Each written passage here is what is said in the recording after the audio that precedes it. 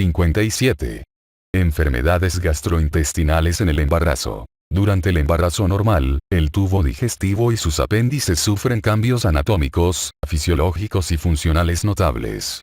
Estos cambios, que se describen con detalle en el capítulo 4, alteran en ocasiones de manera notoria los hallazgos clínicos de los que dependen el diagnóstico y el tratamiento. Además, conforme el embarazo avanza, los hallazgos del aparato digestivo son más difíciles de valorar.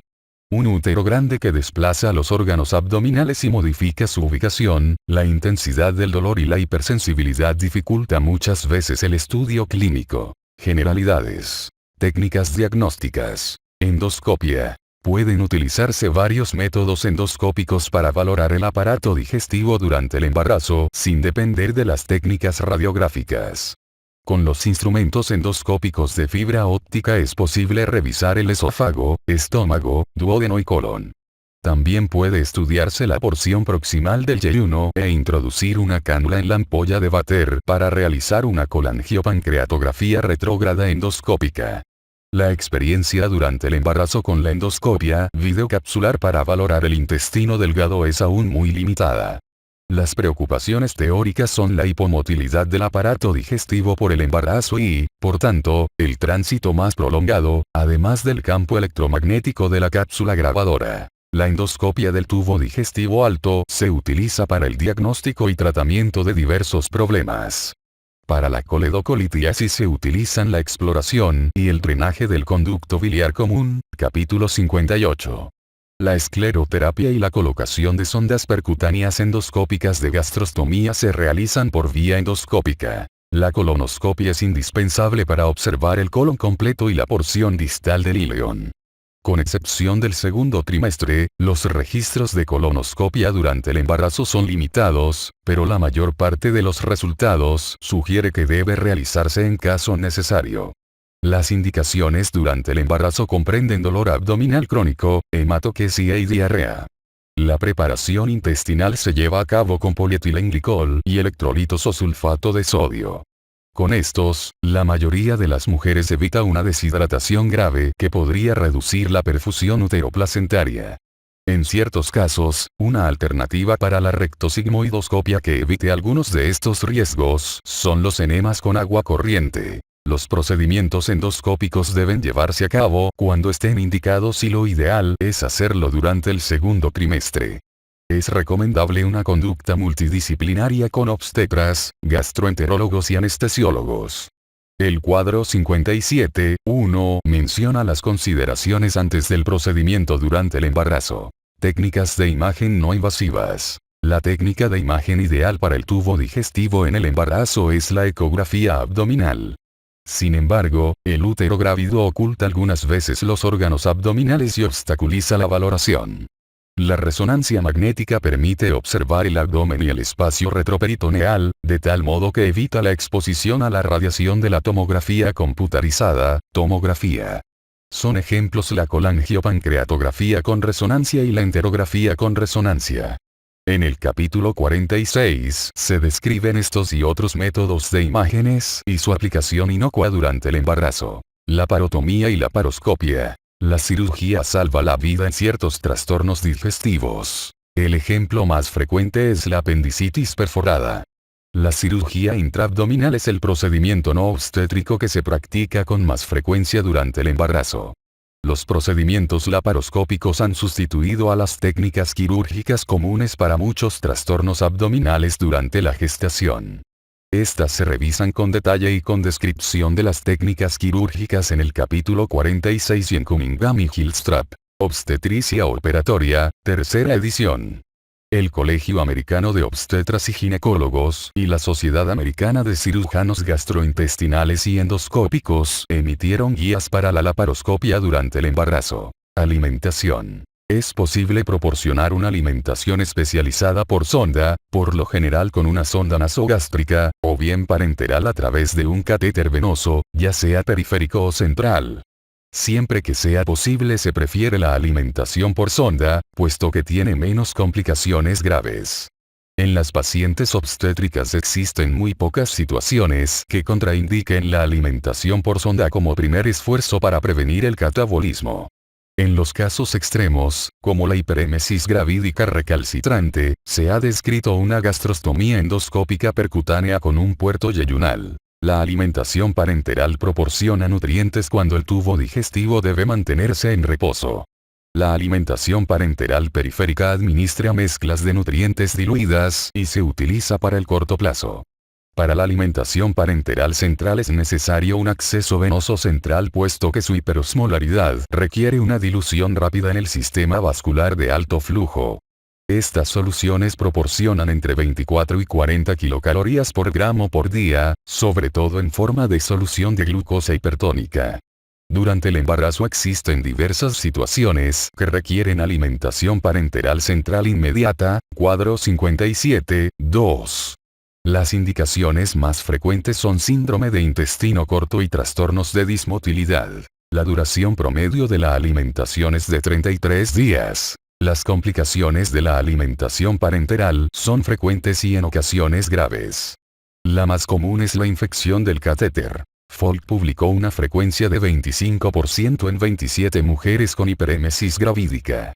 Los Centros para el Control y la Prevención de Enfermedades proporcionan guías detalladas para prevenir la infección del catéter. Otras complicaciones maternas son trombosis venosa de la extremidad superior, sobrecarga de volumen y disfunción hepática reversible. Las complicaciones perinatales son raras, pero se ha descrito un hematoma subdural fetal provocado por deficiencia de vitamina K en la madre. El uso prolongado de un catéter central introducido por vía periférica se acompaña de una morbilidad notable a largo plazo. De nueva cuenta, la complicación más grave y frecuente de largo plazo es la infección. En una serie de 84 catéteres de este tipo introducidos en 66 embarazadas, Cape y otros publicaron un índice de complicaciones de 56% y la más frecuente fue la bacteriemia. Para la alimentación de corto plazo con duración de unas cuantas semanas, es razonable instalar un catéter central introducido por vía periférica puesto que tiene mayores beneficios que riesgos. Trastornos del tubo digestivo alto. Hiperémesis gravídica. La náusea y el vómito leves a moderados son muy frecuentes en las embarazadas hasta las 16 semanas de la gestación, capítulo 9. En una proporción pequeña pero significativa de estos casos, son graves y no responden a las modificaciones simples de la alimentación y los antieméticos. La hiperémesis gravídica se define de manera variable por la náusea y el vómito abundantes y continuos que causan adelgazamiento, deshidratación, cetosis, alcalosis por pérdida de ácido clorhídrico e hipopotasemia. La acidosis es resultado de una inanición parcial. En algunas mujeres aparece una disfunción hepática transitoria que acumula lodo biliar, cuadro 55.1. Es importante excluir otras causas puesto que el diagnóstico de hiperémesis gravídica es de exclusión. Los criterios para estudiar este trastorno no se han estandarizado y por tanto las frecuencias poblacionales varían. Sin embargo, se ha descrito cierta propensión étnica o familiar. En varios estudios poblacionales, el índice de hospitalización por hiperémesis gravídica fue de 0,5 a 2,1%. Hasta 25% de las pacientes hospitalizadas durante un embarazo previo por hiperémesis necesita de nueva cuenta ingresarse. La etiopatogenia de la hiperémesis gravídica se desconoce, pero es probable que sea multifactorial. Participa la concentración elevada o de rápido crecimiento de hormonas ligadas al embarazo, como gonadotropina coriónica humana, estrógenos, progesterona, hormona de crecimiento placentario, prolactina, tiroxina y hormonas adrenocorticotrópicas. Otras hormonas vinculadas son las grelinas, leptina, nesfatina 1 y péptido III, 36. Se superponen a estas hormonas muchos factores biológicos y ambientales. Además, en algunos más no en todos los casos, también participan ciertos componentes psicológicos interrelacionados. Los factores que incrementan el riesgo de hospitalización comprenden hipertiroidismo, embarazos previos complicados con hiperémesis, diabetes, enfermedades digestivas, algunas dietas restrictivas y asma. Se ha dicho que existe una relación con la infección con Helicobacter pylori, pero la evidencia no es concluyente. El consumo crónico de marihuana produce algunas veces un síndrome de hiperémesis cannabinoide similar. Por razones desconocidas, quizá relacionadas con los estrógenos, el feto femenino eleva el riesgo, pero el tabaquismo y la obesidad lo reducen 1,5 veces. Algunos autores han publicado que existe relación entre la hiperémesis gravídica grave y anemia, tromboembolías venosas, hipertensión gestacional y preeclampsia. No se sabe si existe relación entre la hiperémesis gravídica y el nacimiento de pretérmino. Corren y otros sugirieron que el vómito prolongado da lugar a anomalías metabólicas que interfieren con el desarrollo del cerebro fetal. La hiperémesis no genera consecuencias a largo plazo en la madre. De manera específica, en 2 estudios poblacionales no se identificaron riesgos cardiovasculares desfavorables en mujeres noruegas. Complicaciones. Algunas veces el vómito es prolongado, frecuente y grave. En el cuadro 57.3 aparece una lista de las complicaciones potencialmente letales.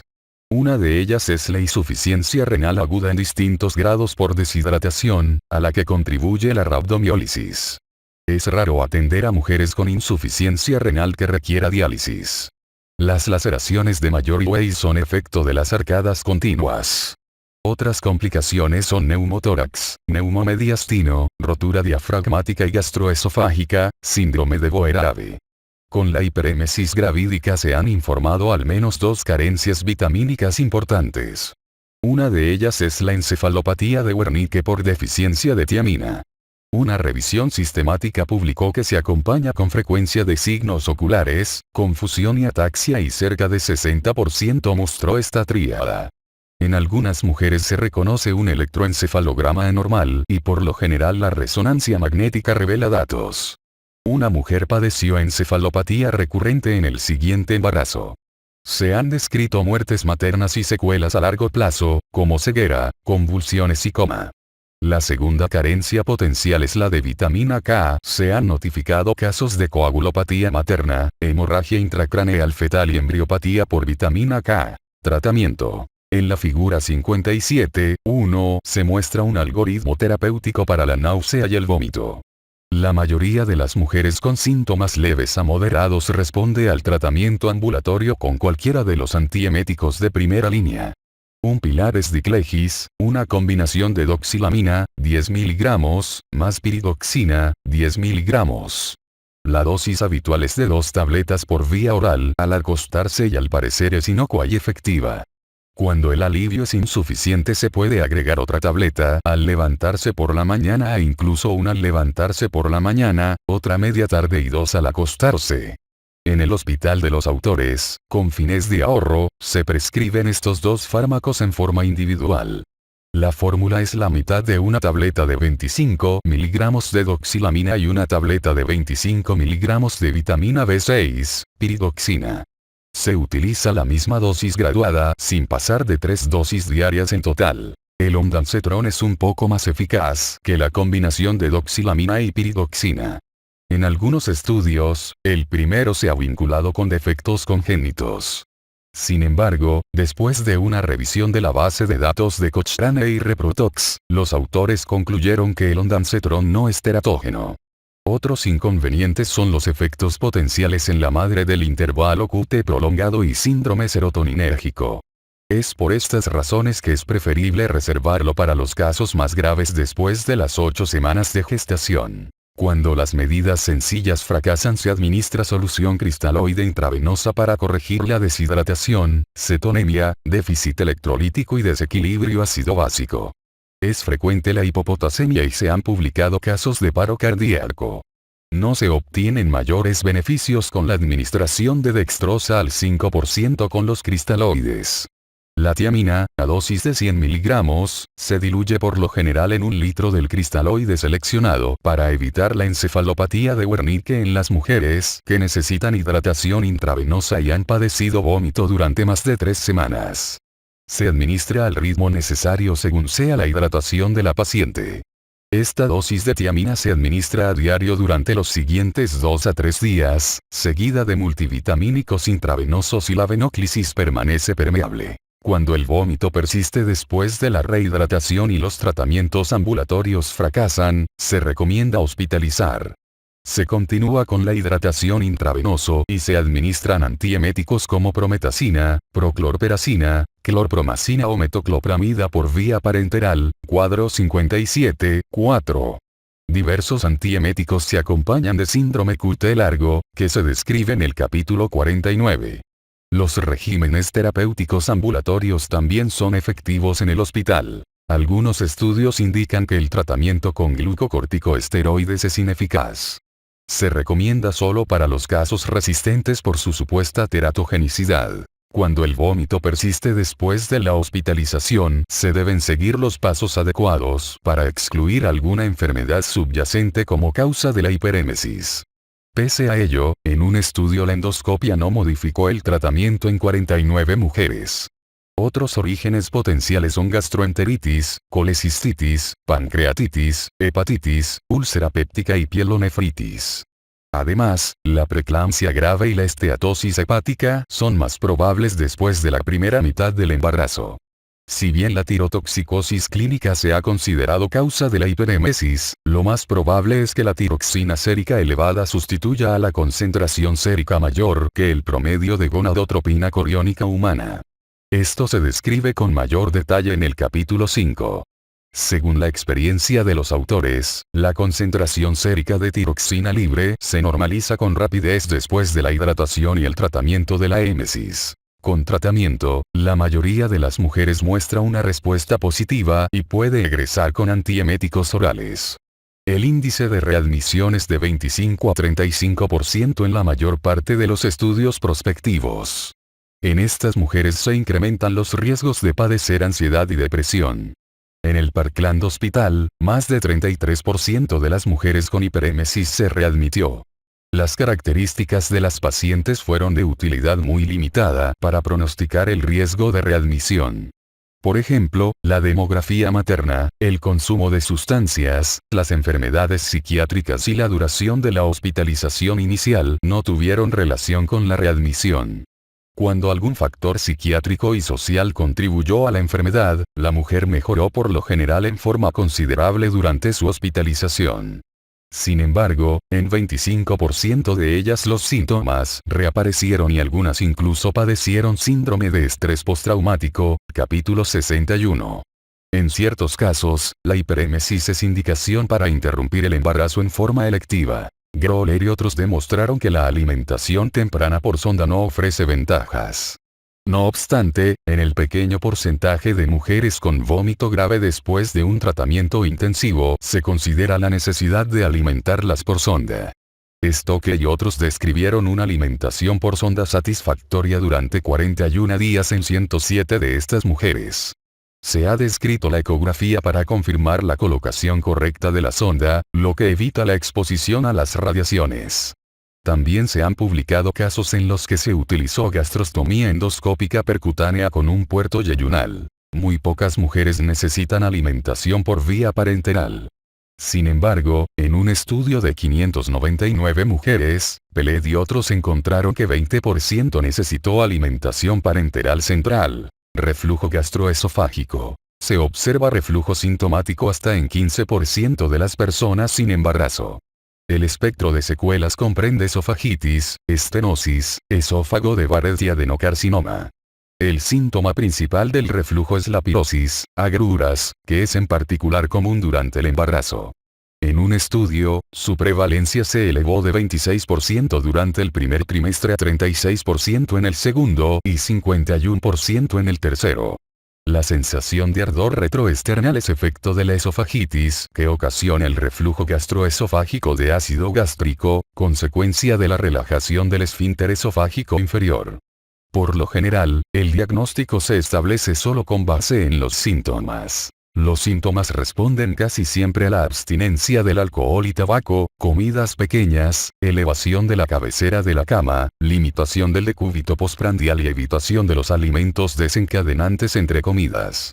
Estos comprenden alimentos grasosos, alimentos a base de jitomate y café. El tratamiento de primera línea son los antiácidos orales.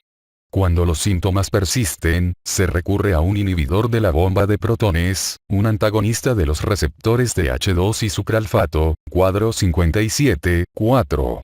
Ambas clases son inocuas durante el embarazo. A partir de la información preliminar, los inhibidores de la bomba de protones al principio del embarazo elevan el riesgo de preeclampsia. El sucralfato es la sal de aluminio de la sacarosa sulfatada e inhibe la pepsina. Se absorbe cerca de 10% de la sal de aluminio y este fármaco se considera inocuo en las embarazadas. Se administra en forma de tabletas de 1 gramo de sucralfato por vía oral 1 hora antes de cada una de las 3 comidas y al acostarse, hasta por 8 semanas. No se utilizan antiácidos media hora antes ni después de la dosis de sucralfato. Si pese a estas opciones no se logra aliviar los síntomas, se considera la posibilidad de realizar una endoscopia. El misoprostol está contraindicado puesto que estimula el trabajo de parto, capítulo 26. En las pacientes sin embarazo se puede llevar a cabo una funduplicatura. Si bien este procedimiento no se efectúa durante la gestación, Bierto y otros describieron a 25 mujeres sometidas a una funduplicatura de Nissen antes del embarazo. Solo 20% de ellas tuvo síntomas de reflujo durante la gestación. Hernia yatal. Las publicaciones anteriores ofrecen mucha información sobre las hernias hiatales durante el embarazo. Las radiografías del tubo digestivo alto realizadas en 195 mujeres al final del embarazo demostraron que 20% de 116 multíparas y 5% de 79 nulíparas tenían una hernia yatal. En 10 mujeres estudiadas después del parto, la hernia persistió en 3 y 1 hasta los 18 meses. La relación existente entre la hernia yatal y la esofagitis por reflujo es incierta. Un estudio demostró que no existe relación y que el esfínter esofágico inferior funciona con eficacia incluso cuando se desplaza hasta el interior del tórax. No obstante, durante el embarazo, las hernias hiatales provocan vómito, dolor epigástrico y hemorragias por úlceras.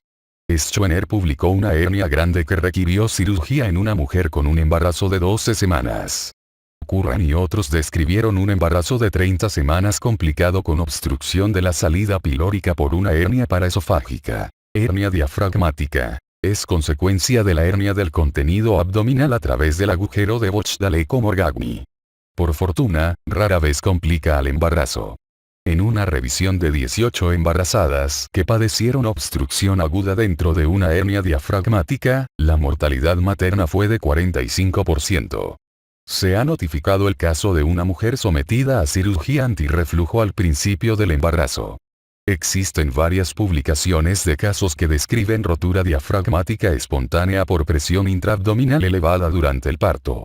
En las mujeres embarazadas sintomáticas se considera el tratamiento quirúrgico y se individualiza según sean la edad gestacional y el contexto clínico. Acalasia. En esta rara enfermedad de la motilidad, el esfínter esofágico inferior no se relaja lo suficiente durante la deglución.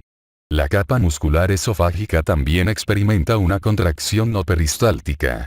El defecto es resultado de la destrucción inflamatoria del plexo mientérico, de Auerbach, dentro del músculo liso del tercio esofágico inferior y su esfínter.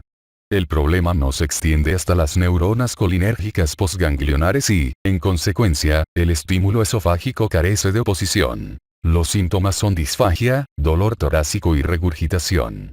La radiografía con bario revela estenosis como pico de pájaro o haz de espadas en el tercio esofágico distal. Se realiza una endoscopia para excluir carcinoma gástrico y la manometría confirma el diagnóstico. Durante el embarazo no debe haber relajación fisiológica normal del esfínter esofágico inferior en las mujeres con acalasia. En una serie, en 50% de estas mujeres los síntomas empeoraron, pero el reflujo es raro. En otros estudios en pacientes embarazadas, los síntomas no empeoraron en la mayoría de las mujeres. Se notificó al menos una muerte materna a las 24 semanas de gestación secundaria a la perforación de un megaesófago de 14 centímetros de diámetro. El tratamiento de la acalasia comprende dieta blanda y anticolinérgicos. Si los síntomas persisten, otras opciones son nitratos, antagonistas de los canales del calcio y toxina botulínica inyectada de forma local. Algunas veces es necesario dilatar el esfínter con globo, a lo cual responde 85% de las personas no embarazadas. Un inconveniente es que la perforación esofágica constituye una complicación grave de la dilatación. Cuando la dilatación o el tratamiento médico no alivian los síntomas, se prevé la posibilidad de practicar una miotomía. En una publicación, una mujer con embarazo de 29 semanas con acalasia recibió tratamiento durante 10 semanas con alimentación parenteral periférica y se realizó una miotomía en el puerperio. Úlcera péptica. La prevalencia de por vida de los trastornos acidopépticos en mujeres es de 10%. La úlcera erosiva abarca el estómago y el duodeno. Por lo general, las úlceras gastroduodenales se deben a gastritis crónica secundaria a Helicobacter pylori o bien a algún antiinflamatorio no esteroideo. Ninguna de ellas es frecuente durante el embarazo. Rosen y otros notificaron los casos de 2.535 pacientes embarazadas con úlcera péptica y encontraron que las complicaciones eran menos frecuentes que en los testigos sin embarazo. También es importante la secreción de ácido y explica la eficacia de los antisecretores. Durante el embarazo, la gastroprotección natural quizás se origina a partir de cambios fisiológicos como una menor secreción de ácido gástrico, motilidad reducida y una secreción mucho mayor de moco. Sin embargo, quizá las úlceras se subdiagnostican por el tratamiento tan frecuente de la esofagitis por reflujo. En los últimos 55 años en el Parkland Hospital, lapso durante el cual se ha atendido a más de 600.000 embarazadas, los autores han identificado muy pocas úlceras comprobadas. La perforación es rara. Antes de que el tratamiento adecuado se extendiera, Clark estudió 313 embarazos en 118 mujeres con úlceras y advirtió una clara remisión en casi 90%. No obstante, los beneficios fueron breves. Los síntomas recurrieron en más de 50% en los 3 meses del puerperio y en casi todas en los 2 años. La base del tratamiento es la erradicación del Helicobacter pylori y la prevención de las úlceras por antiinflamatorio no esteroideo. Por lo general, los antiácidos representan automedicación, pero el otro tratamiento de primera línea es un inhibidor de la bomba de protones o un bloqueador de los receptores H2, cuadro 57.4. Se puede agregar sucralfato, que ofrece una capa protectora en la base de la úlcera. Cuando las úlceras son activas, se busca Helicobacter pylori. Las pruebas que ayudan al diagnóstico son la prueba de urea en el aliento, análisis serológicos, análisis fecales o biopsia endoscópica. Si cualquiera de estas tiene un resultado positivo, está indicado prescribir una combinación de antibióticos con un inhibidor de la bomba de protones. Varios tratamientos efectivos orales no incluyen tetraciclinas y se pueden usar durante el embarazo.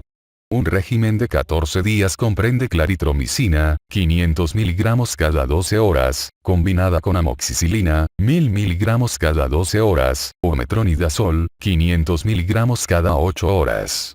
Estos antibióticos se administran con un inhibidor de la bomba de protones. Hemorragia del tubo digestivo alto. En algunas mujeres, el vómito persistente se acompaña de una hemorragia preocupante del tubo digestivo alto. Algunas veces la causa es una úlcera péptica. Sin embargo, la mayoría tiene una laceración pequeña lineal en la mucosa de la unión gastroesofágica, laceración de Mayor-Weiss. Por lo regular, esta hemorragia responde de inmediato a las medidas conservadoras, entre ellas inhibidores de la bomba de protones por vía intravenoso y algún antiácido oral. En ocasiones es necesario transfundir y, si la hemorragia persiste, está indicado realizar una endoscopia. Con las arcadas continuas puede haber rotura esofágica, síndrome de Boerhaave, que es menos frecuente pero más grave, y es consecuencia de la presión esofágica elevada. Trastornos del intestino delgado y colon. Durante el embarazo, la motilidad del intestino delgado disminuye. Lawson y otros demostraron que el tránsito promedio en el intestino delgado es de 99, 125 y 137 minutos en cada trimestre sucesivo, respectivamente, y es menor de 75 minutos en ausencia de embarazo. La relajación muscular del colon se acompaña de una mayor absorción de agua y sodio que predispone al estreñimiento. Casi 25% de las mujeres se queja de este síntoma en algún momento del embarazo y el puerperio. Los síntomas son poco molestos y el tratamiento inicial comprende aumentar el consumo de líquidos, mayor de 8 vasos al día, y consumir fibra, 20 a 35 gramos por día. Cuando estos cambios del estilo de vida fracasan, se agregan sustancias que incrementan el volumen, como metilcelulosa y, en los casos más graves, el laxante estimulante bisacodilo. Los autores han atendido a varias embarazadas que padecieron megacolon por heces fecales retenidas. Estas mujeres casi siempre habían abusado durante mucho tiempo de los laxantes. Diarrea aguda. La prevalencia calculada mensual de diarrea en los adultos es de 3 a 7%. La diarrea se clasifica en aguda, menor de 2 semanas, persistente, 2 a 4 semanas, y crónica, mayor de 4 semanas. La mayor parte de los casos de diarrea es resultado de microorganismos infecciosos y 33% de microorganismos transmitidos por los alimentos. La gran variedad de virus, bacterias, helmintos y protozoarios que causan diarrea en los adultos también se observa en las mujeres embarazadas. Casi siempre se acompaña de vómito, fiebre y dolor abdominal. Algunos de estos se describen en el capítulo 64. La valoración de la diarrea aguda depende de su gravedad y duración. Algunas indicaciones para evaluarla son la diarrea líquida abundante con deshidratación, evacuaciones con sangre macroscópica, fiebre mayor de 38 grados, duración mayor de 48 horas sin mejoría, consumo reciente de antibióticos y diarrea en el paciente inmunodeprimido. La diarrea moderada con leucocitos fecales o sangre macroscópica se trata con antibióticos empíricos sin someterse a una valoración. No obstante, es importante considerar los riesgos y beneficios y es razonable diferir el tratamiento hasta realizar los estudios en las evacuaciones para excluir una infección. En el cuadro 57.5 se mencionan algunas características de los síndromes diarreicos agudos más frecuentes y su tratamiento. La base del tratamiento es la hidratación intravenosa con solución salina normal o Ringer con lactato y potasio complementario en cantidad suficiente para restablecer el volumen sanguíneo materno y asegurar la perfusión uteroplacentaria. Los signos vitales y el gasto urinario se vigilan en busca de septicemia. Cuando se trata de una enfermedad sin fiebre, moderadamente grave, pero sin diarrea sanguinolenta ni viajes recientes, son útiles los fármacos que inhiben la motilidad como la loperamida. Después de una dosis inicial de 4 miligramos, 2 cápsulas, se administra otra cápsula de 2 miligramos después de expulsar evacuaciones líquidas. La dosis no debe exceder los 8 miligramos por día y la loperamida no se usa durante más de 48 horas. El subsalicilato de bismuto también alivia los síntomas. La dosis recomendada es de 30 mililitros, 525 miligramos, en su forma líquida o 2 tabletas, 263 miligramos por tableta, que se mastican cada 30 a 60 minutos sin superar las 8 dosis en 24 horas. Este fármaco produce evacuaciones negras inocuas. El consumo prudente de los antibióticos es importante. En los casos moderados a graves, algunos autores recomiendan tratamiento empírico con 500 miligramos de ciprofloxacina cada 12 horas durante 3 días. Los microorganismos específicos se tratan según sea necesario cuando se identifican. Cuadro 57.5. Los síndromes en los que no es necesario casi nunca instituir tratamiento son aquellos secundarios a Escherichia coli, bacterias del género Staphylococcus, Bacillus cereus y norovirus. Los casos graves por salmonela se tratan con ciprofloxacina o trimetoprim sulfametoxazol. Por especies de Campylobacter con acitromicina. Por Clostridioides difficile con vancomicina o fidaxomicina orales. Y por especies de Giardia y entamoeba histolítica con metronidazol. Infección por Clostridioides difficile. Antes conocido como Clostridium difficile, este bacilo anaerobio gram positivo se transmite por vía fecal-bucal. En un estudio de China, 3,7% de las embarazadas sanas estaba colonizado. Es la infección nosocomial más frecuente en Estados Unidos. En el año 2011, los Centros para el Control y la Prevención de Enfermedades detectaron 453.000 casos de Clostridium difficile y 29.000 muertes vinculadas. Su frecuencia en las embarazadas se ha duplicado en el último decenio. El factor de riesgo más importante es el consumo de antibióticos y el mayor riesgo se observa con aminopenicilinas, clindamicina, cefalosporinas y fluoroquinolonas. Otros factores de riesgo son la enfermedad inflamatoria intestinal, inmunodepresión, edad avanzada y cirugía del tubo digestivo. La mayor parte de los casos se adquiere dentro de los hospitales, pero 10% lo hace en la comunidad. Con colitis grave, la mortalidad por la infección es de 5%. El diagnóstico de laboratorio a partir de una muestra de heces fecales utiliza la prueba de amplificación de ácidos nucleicos para el propio Clostridium difficile o bien un algoritmo basado en inmunoanálisis enzimático para una enzima singular de Clostridium difficile o sus toxinas A y B con menos frecuencia. La infección se diagnostica por vía endoscópica, figura 57.2. La prueba se realiza solo en pacientes con diarrea de nueva aparición mayor o igual a 3 evacuaciones poco formadas de causa inexplicable y no se recomienda realizar la prueba después del tratamiento.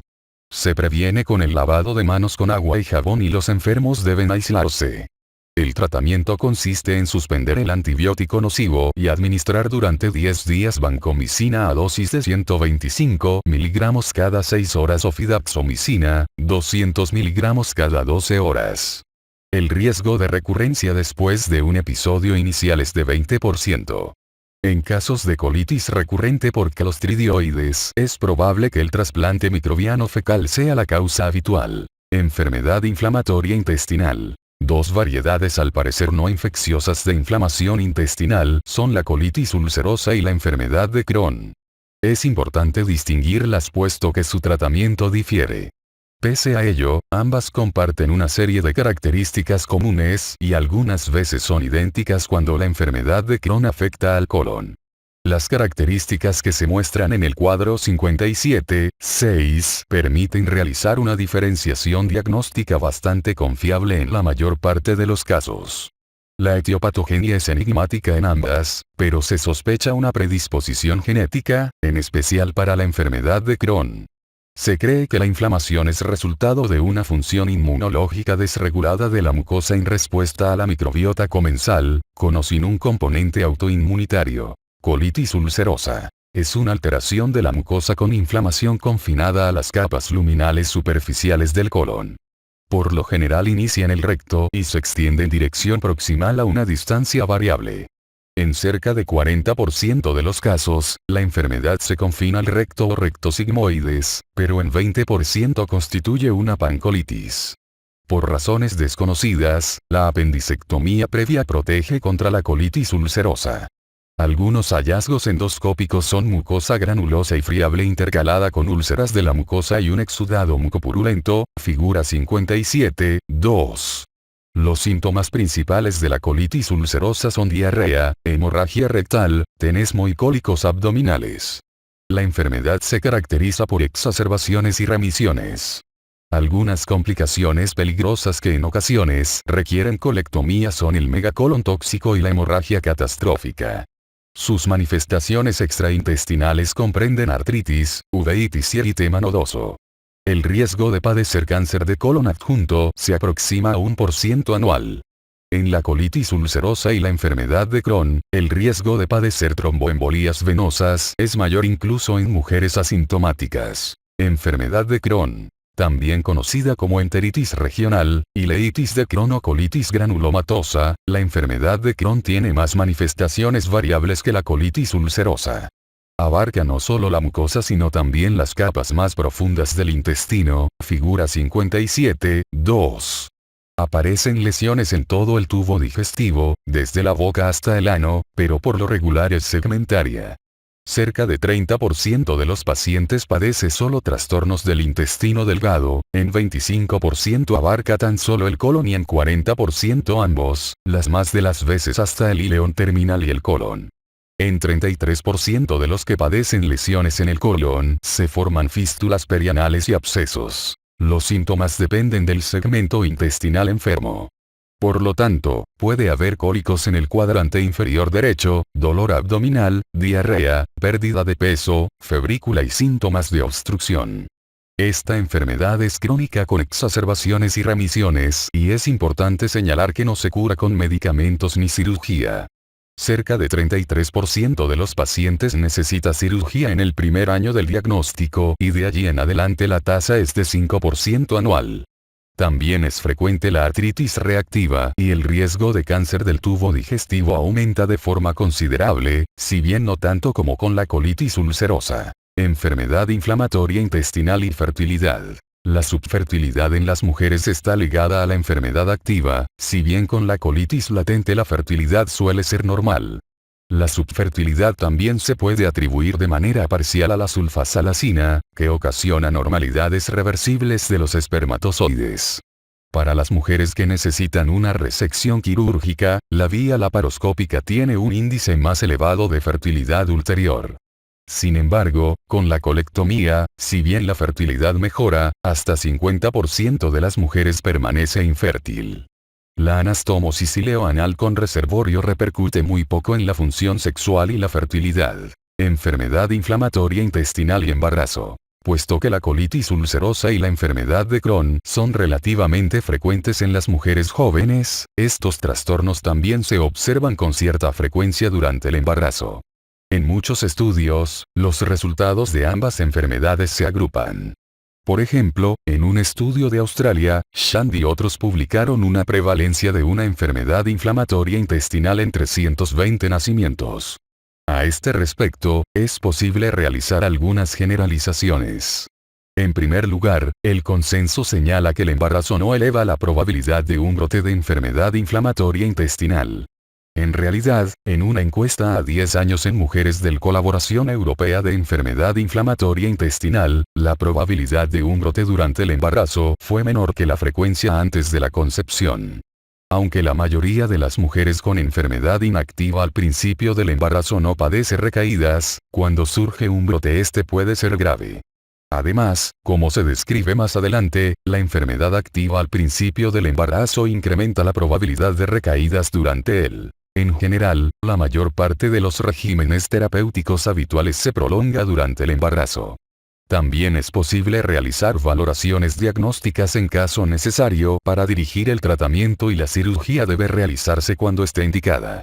Mahadevan y otros resumieron en fecha reciente recomendaciones detalladas de la Asociación Americana de Gastroenterología Enfermedad Inflamatoria Intestinal Grupo de Trabajo del Proyecto de Paternidad. A primera vista, los resultados adversos del embarazo parecen aumentar con la enfermedad inflamatoria intestinal. Al principio esto se atribuía a que la mayor parte de los estudios incluía a mujeres con cualquier tipo de enfermedad. De manera específica se observó que la enfermedad de Crohn se relacionaba con una morbilidad excesiva. Sin embargo, según Reddy y otros autores, estos resultados adversos procedían de mujeres con enfermedad grave y recurrencias múltiples. En realidad, en el estudio europeo de casos y controles ECO-EPICOM de 332 embarazadas con enfermedad inflamatoria intestinal, los resultados fueron similares en mujeres con colitis ulcerosa o enfermedad de Crohn, respecto de embarazadas sanas. Aún así, las mujeres con enfermedad activa durante el embarazo tienen mayor frecuencia de nacimientos de pretérmino.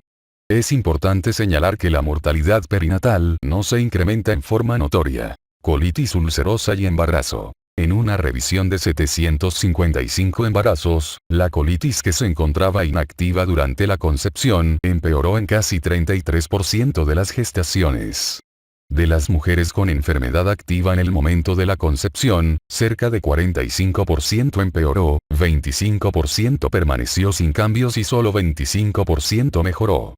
Estas observaciones son similares a las descritas en una revisión de Miller, así como en otras publicaciones ulteriores. La osteoporosis constituye una complicación importante hasta en 33% de las enfermas. Por lo tanto, se administra vitamina D, 800 unidades internacionales diarias, y calcio, 1200 miligramos diarios. Antes de la concepción y durante el primer trimestre se recomienda ácido fólico, 2 a 4 miligramos diarios por vía oral, para prevenir los defectos del tubo neural. Esta dosis elevada contrarresta las acciones antifolato de la sulfasalacina. Algunas exacerbaciones son efecto de estrés psicógeno, por lo que es importante ofrecer tranquilidad a la paciente. Por último, el riesgo de padecer tromboembolías es doble, pero no se administra tromboprofilaxis en forma sistemática. El tratamiento de la colitis es, en general, igual al que se prescribe fuera del embarazo. El tratamiento de la colitis activa y el de mantenimiento incluyen fármacos que proporcionan ácido 5-aminosalicílico, también conocido como mesalamina. El prototipo es la sulfasalacina y su fracción ácido 5-aminosalicílico inhibe a la sintasa de prostaglandinas en la mucosa del colon. Otros especialistas incluyen a la olsalacina, valsalacida y derivados de ácido 5-aminosalicílico de liberación prolongada. Los glucocorticoides son útiles si se administran por vía oral, parenteral o por enema en los casos moderados o graves que no responden al ácido 5-aminosalicílico. Los corticosteroides tienen un índice elevado de remisión en la enfermedad activa, pero no se administran como tratamiento de mantenimiento. La enfermedad recalcitrante se trata con inmunomoduladores, incluidos azatioprina, 6, mercaptopurina, ciclosporina o tacrolimus, todos los cuales son relativamente inocuos en el embarazo. Es importante señalar que el metotrexato es teratógeno y está contraindicado durante la gestación, capítulo 12. En el pasado, las sustancias biológicas se reservaban para la enfermedad recalcitrante, moderada a grave. Sin embargo, gracias a su eficacia considerable, estos fármacos ahora se administran con frecuencia desde el principio en estos casos para prevenir complicaciones futuras. Se trata de anticuerpos contra factor alfa de necrosis tumoral. En el cuadro 57.7 aparecen los que se recomiendan para el tratamiento de la enfermedad inflamatoria intestinal.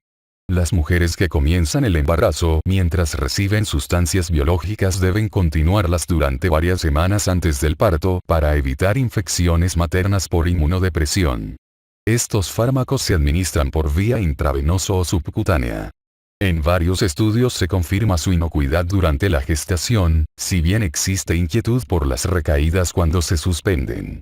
Otra preocupación es que tal vez provocan inmunodepresión en el recién nacido y las primeras vacunas neonatales con virus vivos atenuados se difieren cuando menos durante 6 meses. La endoscopia colorectal se realiza conforme esté indicado.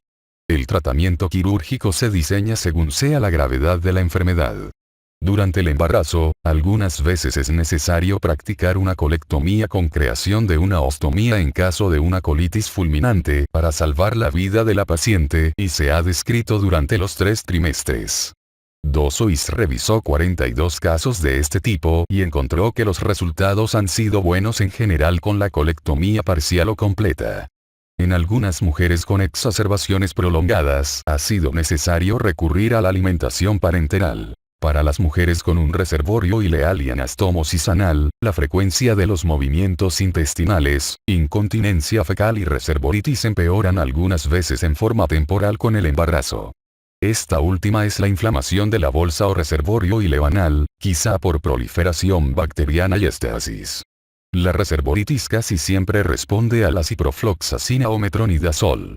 En un caso raro, las adherencias con el útero provocaron perforación del reservorio ileal. En general, las mujeres con colitis no complicada pueden dar a luz por vía vaginal. Pese a ello, el índice de cesáreas en estas mujeres es mayor. No se sabe si las mujeres sometidas a una proctocolectomía previa y anastomosis entre el reservorio ileal y el ano pueden dar a luz sin peligro por vía vaginal. Anloser revisó las vías del nacimiento en mujeres con 235 embarazos antes y 232 embarazos después de la creación de un reservorio ileoanal. Los resultados funcionales fueron similares y se concluyó que la cesárea se debe reservar para las indicaciones obstétricas. Por el contrario, tras una revisión sistemática, Fowlon y otros recomendaron la cesárea con la advertencia de que el parto vaginal sin complicaciones era seguro. Como ya se describió, es probable que la colitis ulcerosa inactiva tenga efectos adversos mínimos sobre el resultado del embarazo. Modigliani revisó los resultados perinatales en 2.398 embarazos y encontró que no difieren demasiado de los de la población obstétrica general. De manera específica, la frecuencia de aborto espontáneo, nacimiento de pretérmino y óbito fue muy baja. Estos autores y otros también describen un índice de cesáreas bastante mayor que el de los testigos sanos. El estudio EcoEpicom antes descrito publicó resultados similares en 187 embarazadas con colitis ulcerosa en comparación con testigos sanos. Enfermedad de Crohn y embarazo. En general, la actividad de la enfermedad de Crohn durante el embarazo depende de su situación alrededor del momento de la concepción. En un estudio de cohortes de 279 embarazos concebidos por 186 mujeres cuya afección se encontraba inactiva durante la concepción, 25% recayó durante la gestación. Sin embargo, en 93 mujeres con enfermedad activa en el momento de la concepción, 66% permaneció activo o empeoró. Existen otras revisiones que describen hallazgos similares. El calcio, la vitamina D y el ácido fólico complementario son similares a los de la colitis ulcerosa. Para el mantenimiento durante los periodos asintomáticos no existe ningún régimen que sea siempre efectivo. La sulfasalacina es efectiva en algunos casos, pero las presentaciones más recientes de ácido 5-aminosalicílico se toleran mejor. Los glucocorticoides inducen la remisión en 60 a 70% de los casos. La prednisona controla los brotes moderados a graves, pero es menos efectiva cuando abarca el intestino delgado. Los inmunomoduladores como azatioprina, 6, mercaptopurina, ciclosporina y tacrolimus se utilizan para la enfermedad activa y como mantenimiento. Al parecer son inocuos durante el embarazo. Como se describe en el capítulo 12, el metotrexato está contraindicado durante la gestación. Al igual que en la colitis ulcerosa, en la enfermedad de Crohn activa y como mantenimiento se utiliza con frecuencia el tratamiento con inhibidores factor de necrosis tumoral alfa, cuadro 57-7. La endoscopia o la cirugía conservadora están indicadas cuando hay complicaciones. Las pacientes con lesiones del intestino delgado tienen mayor predisposición a someterse a una cirugía por complicaciones, como fístulas, estenosis, obstrucción, abscesos y enfermedad intratable. En un estudio anterior, en 5% de los embarazos fue necesario efectuar una cirugía abdominal. Durante las recurrencias se ha utilizado con éxito la alimentación parenteral. Las que tienen una colostomía de asa ileal manifiestan algunas veces problemas significativos. A menos que exista una fístula perianal o enfermedad perianal activa, las mujeres con enfermedad de Crohn pueden tener partos vaginales sin complicaciones. Como ya se describió, la enfermedad de Crohn comparada con la colitis ulcerosa tiene un mayor índice de resultados adversos del embarazo. Es probable que estos resultados estén vinculados con la actividad de la enfermedad. En un estudio danés de casos y testigos, Norgard publicó un riesgo 2 veces mayor de nacimientos de pretérmino. Dominitz publicó un riesgo entre 2 y 3 veces mayor de nacimientos de pretérmino, bajo peso al nacer, retraso del crecimiento fetal y cesárea en 149 mujeres con enfermedad de Crohn. No obstante, debe recordarse que el estudio ECO-EPICOM encontró que los resultados del embarazo eran similares a los de las mujeres sanas. Ostomía y embarazo. La colostomía o la ileostomía suelen ser problemáticas durante el embarazo en virtud de su ubicación. En una publicación de 82 embarazos en 66 mujeres con alguna ostomía, se observó con frecuencia disfunción del estómago, que respondió a las medidas conservadoras en la mayor parte de los casos. Sin embargo, fue necesario operar en 3 de 6 mujeres que padecieron obstrucción intestinal y en otras 4 con prolapso de la ileostomía, casi 10% en total. En este estudio más antiguo, solo 33% de 82 mujeres se sometió a una cesárea, pero Takahashi describió 6 de 7 cesáreas en mujeres con enfermedad de Crohn y un estoma. Si bien casi siempre existen adherencias cuando se obstruye una ileostomía, el útero creciente puede provocar obstrucción. Por último, Farouk y otros señalaron que el embarazo no empeoró la función de la ostomía a largo plazo. Obstrucción intestinal. La frecuencia de la obstrucción intestinal no aumenta durante el embarazo, aunque por lo general es más difícil de diagnosticar.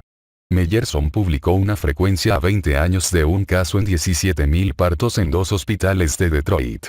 De los casos de abdomen agudo en el embarazo, las adherencias que provocaron obstrucción del intestino delgado ocuparon el segundo lugar después de la apendicitis, 15% contra 30%, respectivamente. En casi 50% de los casos es secundaria a adherencias por una cirugía pélvica previa, incluida la cesárea. Otro 25% de las obstrucciones intestinales es resultado de volvulo, que puede abarcar colon sigmoides, ciego o intestino delgado. Este se ha informado al final del embarazo o principio del puerperio. Boxlag-Wax y otros describieron casos de obstrucción de intestino delgado durante la gestación después de una derivación gástrica en Idarox, tan difundida en la actualidad, que se lleva a cabo para adelgazar. También existen casos ocasionales de intussuscepción. La obstrucción intestinal secundaria a una cirugía colorectal por cáncer fue 3 veces mayor en las mujeres sometidas a cirugía abierta en comparación con la laparoscópica. Por último, Serra y otros describieron una hernia ventral masiva con obstrucción intestinal. La mayor parte de los casos de obstrucción intestinal durante la gestación es efecto de la presión que ocasiona el útero creciente sobre las adherencias intestinales. Este fenómeno es más probable a la mitad del embarazo, cuando el útero se convierte en un órgano abdominal. Durante el tercer trimestre, cuando la cabeza fetal desciende, o en el posparto inmediato, cuando el útero se encoge con gran rapidez. Perdue publicó que 98% de las embarazadas enfermas padecía dolor abdominal continuo o tipo cólico y en 80% había náusea y vómito. En 70% se identificó hipersensibilidad abdominal y ruidos intestinales anormales en solo 55%. La radiografía simple de abdomen con medio de contraste soluble mostró datos de obstrucción en 90% de las enfermas. Sin embargo, la radiografía simple es menos precisa para diagnosticar obstrucción de intestino delgado. Los autores y otros han observado que la tomografía y la resonancia muchas veces son diagnósticas. La colonoscopia puede ser diagnóstica y terapéutica para el vólvulo de colon. Durante el embarazo, los índices de mortalidad con obstrucción son algunas veces excesivos por el diagnóstico difícil y tardío, la renuencia a operar durante el embarazo y la necesidad de una cirugía de urgencia. En una publicación antigua de 66 embarazos, Perdue y otros describieron una mortalidad materna de 6% y fetal de 26%. 2 de 4 mujeres que murieron lo hicieron al final del embarazo y tenían perforación intestinal por vólvulo secal o sigmoideo ocasionado por adherencias. Pseudoobstrucción de colon. También conocida como síndrome de Ogilvie, la pseudoobstrucción se debe a un hilo dinámico del colon. Se caracteriza por una distensión abdominal masiva con dilatación del ciego y el hemicolon derecho, figura 57.3. Cerca de 10% de todos los casos se observa durante el embarazo y su frecuencia publicada es de un caso en 1500 nacimientos. El síndrome por lo general se observa en el puerperio, 90% después de una cesárea, pero también se han publicado casos prenatales. En una revisión, la perforación fue frecuente, en especial cuando el diámetro del ciego era mayor de 12 centímetros. En fecha más reciente, el tratamiento con una solución intravenoso de 2 miligramos de neostigmina durante la monitorización cardíaca provocó la descompresión inmediata. En algunos casos se lleva a cabo la descompresión del colon y en otros es necesario realizar una laparotomía por perforación. Apendicitis. La frecuencia a lo largo de la vida de apendicitis es de 7 a 10%. Por lo tanto, durante el embarazo es frecuente realizar una valoración por una posible apendicitis. Theilen y otros estudiaron a 171 embarazadas a lo largo de 5 años, pero solo 14 al final tuvo apendicitis confirmada por patología. Después de la valoración clínica y el estudio de imágenes, la frecuencia de apendicitis sospechosa desciende y la de apendicitis confirmada en más de 8 millones de mujeres varió de un caso en 1000 a 1 en 5500 nacimientos. Con frecuencia se subraya que el embarazo dificulta el diagnóstico de apendicitis. El embarazo normal se acompaña de náusea y vómito, pero además el apéndice se desplaza hacia arriba y afuera del cuadrante inferior derecho conforme el útero crece. Otra razón mencionada con frecuencia para explicar el diagnóstico tardío es que el embarazo normal se acompaña de cierto grado de leucocitosis. Pese a ello, Theilen y otros observaron que el recuento leucocítico mayor de 18.000 por microlitro eleva la probabilidad del diagnóstico 10 veces. Sin embargo, por esta y otras razones, las embarazadas, en particular al final de la gestación, carecen muchas veces de los signos clínicos típicos de apendicitis. Por esa razón, muchas veces se confunde con colecistitis, trabajo de parto, pielonefritis, cólico renal, desprendimiento de placenta o degeneración del leiomioma uterino. La mayor parte de las publicaciones indica que los índices de morbimortalidad aumentan a medida que avanza la edad gestacional. Además, puesto que el apéndice se dirige hacia arriba por el útero creciente, es menos probable que el epiplón contenga la infección. Es indudable que la perforación de apéndice es más común al final del embarazo. En los estudios de Anderson y Weberweck, la frecuencia de perforación se aproximó a 8%, 12% y 20% en los trimestres sucesivos. Diagnóstico. Los datos más reproducibles son dolor abdominal e hipersensibilidad persistentes. El más frecuente es el dolor en el cuadrante inferior derecho, si bien el dolor se desplaza hacia arriba cuando lo hace el apéndice. Para la valoración inicial es razonable realizar una ecografía abdominal en los casos sospechosos, incluso para excluir una causa obstétrica del dolor. A pesar de esto, la ecografía con compresión gradual es difícil por el desplazamiento del ciego y la imposición uterina. La tomografía computarizada apendicular es más sensible y específica que la ecografía para confirmar una sospecha de apendicitis. Se pueden diseñar proyecciones específicas para reducir al mínimo la exposición del feto a la radiación, capítulo 46. Siempre que esté disponible, la resonancia magnética constituye el método preferido para valorar una sospecha de apendicitis en el embarazo, figura 57.4. La resonancia magnética tiene un gran rendimiento diagnóstico y precisión y además ofrece otros diagnósticos. Un metaanálisis de 30 estudios señaló un valor predictivo positivo y negativo de 96 y 99,5%, respectivamente, para la resonancia magnética. Otros autores han publicado hallazgos similares. Sin embargo, Aguilera y otros encontraron una sensibilidad de solo 18% en mujeres embarazadas. Tratamiento. Cuando se sospecha apendicitis, la mayoría de los clínicos recomienda una exploración quirúrgica inmediata. Pese a que los errores diagnósticos provocan algunas veces la extirpación de un apéndice sano, la exploración quirúrgica es preferible a una cirugía diferida con peritonitis generalizada. En las publicaciones primeras, el diagnóstico se confirmaba solo en 60 a 70% de las pacientes embarazadas. No obstante, como ya se mencionó, con la tomografía y la resonancia, estas cifras han mejorado. Aún así, es importante señalar que la exactitud del diagnóstico es inversamente proporcional a la edad gestacional. En la actualidad casi siempre se utiliza la resección laparoscópica para tratar la sospecha de apendicitis durante los primeros 2 trimestres.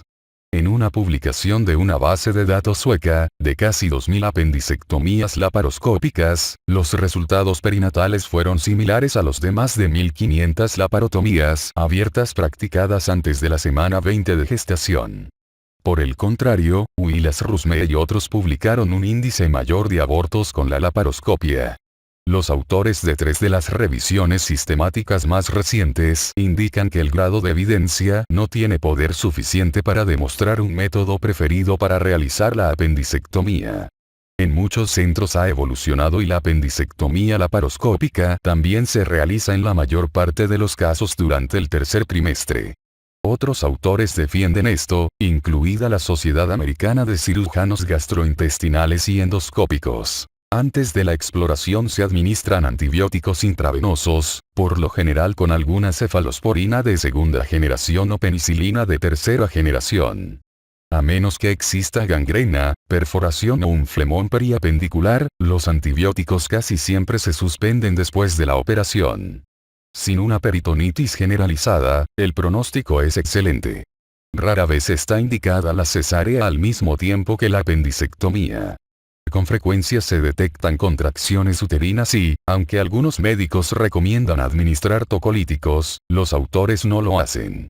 De Bessiana publicó que los tocolíticos elevan en grado considerable el riesgo de sufrir edema por permeabilidad pulmonar ocasionado por septicemia, capítulo 47.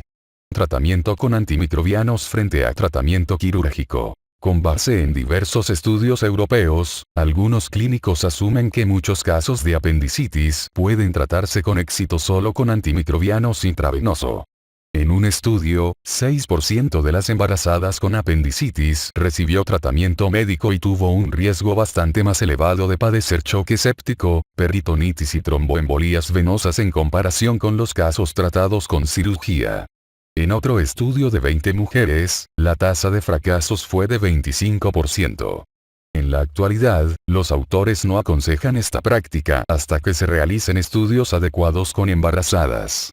Sin duda, este tratamiento debe excluir a las mujeres con apendicitis obstructiva y la probabilidad de cambiar a tratamiento quirúrgico debe ser reducida. Resultados del embarazo. La apendicitis incrementa la probabilidad de trabajo de parto de pretérmino, en especial cuando se acompaña de peritonitis.